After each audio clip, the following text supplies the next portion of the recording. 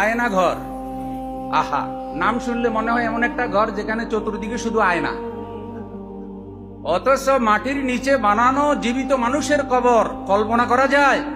হঠাৎ করে একটা গাড়ি এসেছে, সাদা পোশাক, সিভিল বেশে উঠে নিয়ে গিয়েছে তাকে হাইসে করে, মাইক্রোতে করে, কোথাও খবর নাই, কোনো থানায় খবর নাই, কেউ জানে না।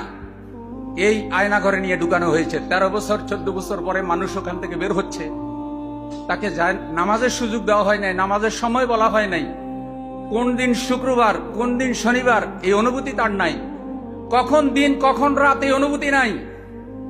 এই মানুষগুলো এই যে জুলুমের শিকার হলো, এই সরকারের প্রধানকে ফাঁসিতে ঝুলানোর জন্য শুধু কেবল আয়না ঘর যথেষ্ট।